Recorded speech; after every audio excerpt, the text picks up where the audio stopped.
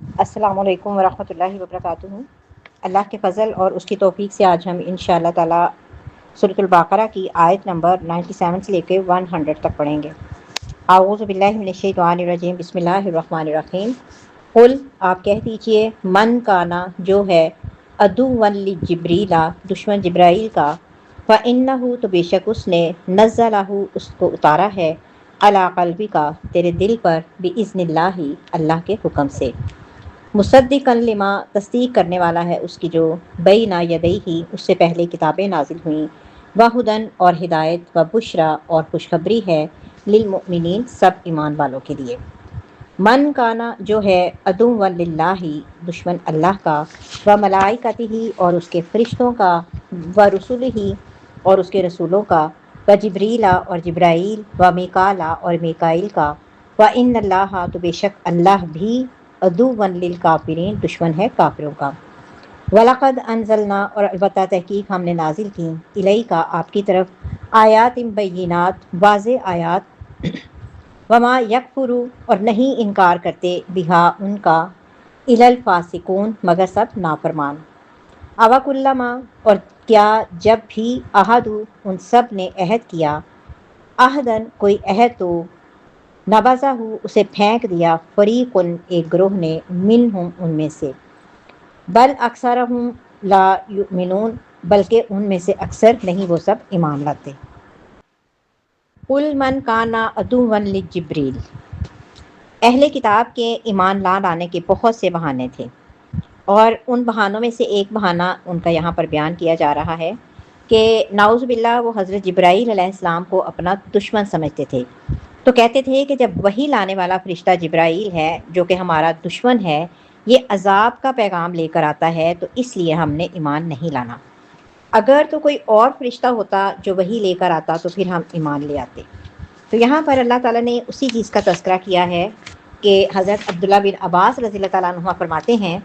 کہ یہودی نبی اکرم صلی اللہ علیہ وآلہ وسلم کے پاس آئے اور کہنے لگے کہ اے ابو القاسم، ہم آپ سے چند سوال کرتے ہیں، اگر آپ نے ان کے جواب دے دیے تو ہم پہچان جائیں گے کہ آپ واقعی نبی ہیں، اور پھر ہم آپ کے پیروکار بن جائیں گے۔ تو حضرت عبداللہ بن عباس رضی اللہ تعالیٰ عنہ نے فرمایا کہ آپ صلی اللہ علیہ وآلہ وسلم نے ان سے عہد لیا، جیسا کہ حضرت یعقوب علیہ السلام نے اپنے بیٹوں سے لیا تھا۔ تو آپ صلی اللہ علیہ وآلہ وسلم نے ان سے یہاں تک کہا کہ جو ہم کہہ رہے ہیں اس پر اللہ تعالیٰ وکیل ہے۔ تو جب آپ نے سوالوں کے جواب صحیح صحیح دے دیے تو یہودیوں نے کہا کہ اچھا یہ بتائیے کہ فرشتوں میں سے آپ کے پاس آنے والا کون سا فرشتہ ہے، کیونکہ ہر نبی کے پاس کوئی نہ کوئی فرشتہ جو ہے وہ خبر لے کر آتا ہے، تو یہ آخری بات تھی، اگر تو آپ یہ بتا دیں گے تو ہم آپ کے پیروکار بن جائیں گے۔ تو آپ صلی اللہ علیہ وآلہ وسلم نے فرمایا کہ وہ جبرائیل ہے، تو انہوں نے کہا وہ تو لڑائی اور جنگ لے کر اترتا ہے، وہ ہمارا دشمن ہے، اگر تم میکائیل بتاتے تو ہم ایمان لے آتے، کیونکہ وہ بارش، رحمت، نباتات لے کر آتا ہے۔ تو اللہ تعالیٰ نے پھر یہ والی آیات نازل کیں، قل من کان عدواً لجبریل، کہ ان کو بتا دیجئے کہ جو جبرائیل کا دشمن ہے، اللہ اس کا دشمن ہے۔ اسی طرح ایک حدیث میں آتا ہے، حضرت عبداللہ بن سلام رضی اللہ تعالیٰ عنہ نے نبی صلی اللہ علیہ وآلہ وسلم سے 3 سوال پوچھے۔ آپ نے فرمایا کہ مجھے ابھی ابھی جبرائیل علیہ السلام نے ان کے جواب بتائے۔ تو حضرت عبداللہ بن سلام پہلے یہ یہودی تھے، بعد میں پھر یہ مسلمان ہوئے تھے، تو کہنے لگے وہ تو فرشتوں میں سے یہود کا دشمن ہے۔ تو اس پر نبی اکرم صلی اللہ علیہ وآلہ وسلم نے یہ والی آیت پڑھی، یہ صحیح بخاری کی حدیث نمبر ہے 4880، اور اس سے پہلے جو ہم نے حدیث پڑھی تھی نا وہ ابن ابی حاتم کی حدیث نمبر 953 ہے۔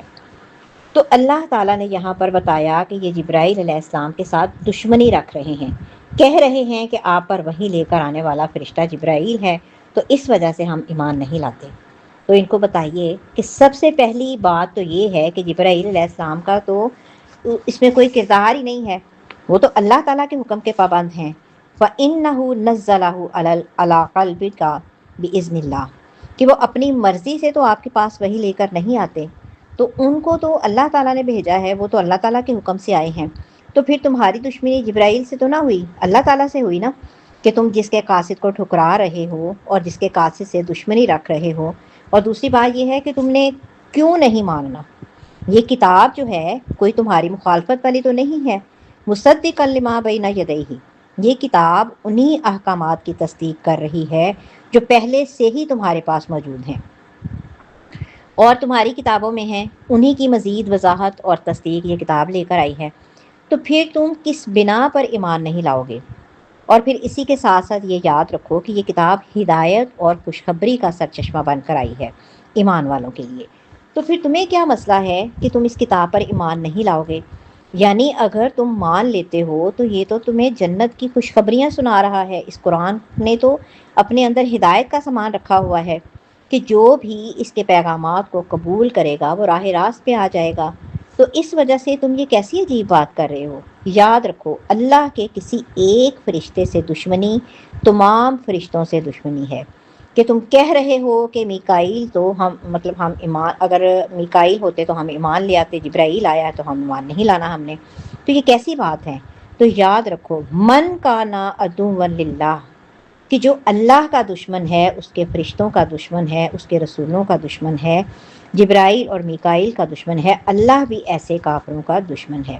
تو ایسا کیسے ہو سکتا ہے کہ تمہیں ایک فرشتے سے محبت ہے اور ایک سے دشمنی ہے؟ نہیں، جس کی اللہ کے ایک فرشتے سے دشمنی ہے گویا اس کی اللہ سے بھی دشمنی ہے، اس کے رسولوں سے بھی دشمنی ہے اور تمام فرشتوں سے بھی دشمنی ہے۔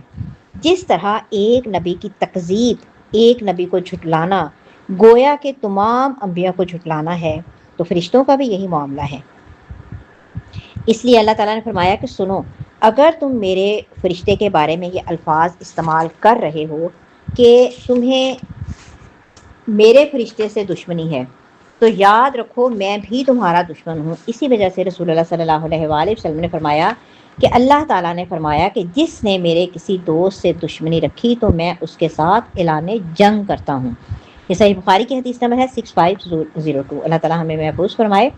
تو اللہ کے کسی بھی دوست سے دشمنی رکھنا، چاہے وہ انبیاء ہیں، چاہے وہ فرشتے ہیں، چاہے وہ صحابہ کرام ہیں، چاہے وہ علماء کرام ہیں، ہر وہ شخص جو اللہ کا پیغام لے کر آتا ہے اس کے ساتھ جو بھی دشمنی رکھتا ہے اللہ تعالیٰ اس کے ساتھ جنگ کا اعلان کرتا ہے۔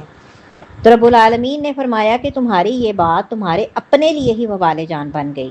کہ اگر تم جبرائیل کے ساتھ دشمنی کا اظہار کرتے ہو تو اللہ تم سب کا دشمن ہے۔ وَلَقَدْ أَنزَلْنَا إِلَيْكَ آيَاتٍ بَيِّنَاتٍ، تم ایسا کیوں کر رہے ہو کہ ہم نے نہیں ماننا جبکہ تمہاری طرف تو واضح احکامات آئے ہیں، واضح ہدایات آئی ہیں۔ اللہ نے تو تمہاری طرف واضح نشانیاں بھیجی ہیں کہ جن کو دیکھ کر تم فوراً سے پہچان سکتے ہو کہ یہ وہی آخری نبی ہے کہ جس کے بارے میں ہماری کتابوں میں بتایا گیا تھا، پھر تم کیوں نہیں مان رہے؟ تو اصل وجہ یہ ہے کہ تم فاسق ہو گئے ہو۔ پھر اس کے بارے میں ہم نے پڑھا تھا نا کہ اطاعت سے نکل کر نافرمانی میں چلے جانا، یعنی تم فاسق ہو گئے ہو، تم نے اطاعت کا دامن چھوڑ دیا ہے، اس لیے تم ان واضح نشانیوں کو دیکھ کر ان کا انکار کر رہے ہو، تم مان نہیں رہے۔ تو اللہ نے تو اتنی واضح ہدایات تمہارے لیے بھیجی ہیں کہ اس کے اندر تو کوئی الجھاؤ ہی نہیں ہے، کوئی بھی اس کے اندر پیچیدگی ہی نہیں ہے۔ ایسی واضح ہدایات کا انکار تو وہی کرتا ہے نا جس نے اپنا یہ وتیرہ بنا لیا ہے، کہ جس نے یہ ڈیسائیڈ کر لیا ہے، جو یہ طے کر چکا ہے کہ میں نے کبھی بھی نہیں ماننا کچھ بھی ہو جائے۔ تو رب العالمین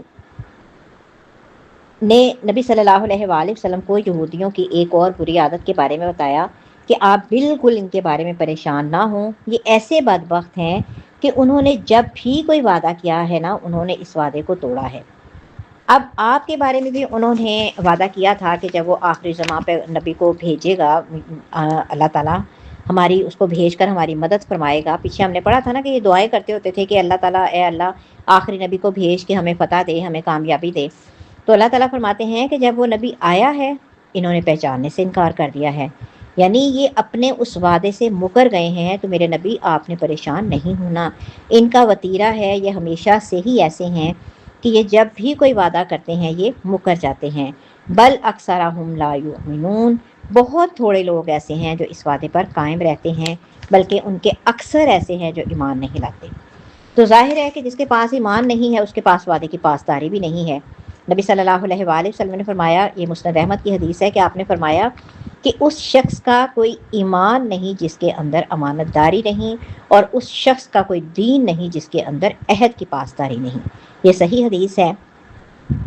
یعنی اگر ان کے اندر ایمان ہوتا تو یہ کبھی بھی خیانت نہ کرتے، یہ کبھی بھی وعدہ نہ توڑتے، اور اسی طرح رسول اللہ صلی اللہ علیہ وآلہ وسلم نے فرمایا، یہ بھی صحیح بخاری کی حدیث ہے، کہ ہر غدار کے لیے، وعدہ توڑنے والے کے لیے، دھوکہ دینے والے کے لیے، ہر غدار کے لیے قیامت کے دن ایک جھنڈا ہوگا جس سے وہ پہچانا جائے گا۔ تو یہ یہودی جو ہے نا، یہ پرلے درجے کے غدار ہیں، انہوں نے ہمیشہ سے جو وعدے کیے اللہ تعالیٰ کے ساتھ، ان کو انہوں نے توڑا۔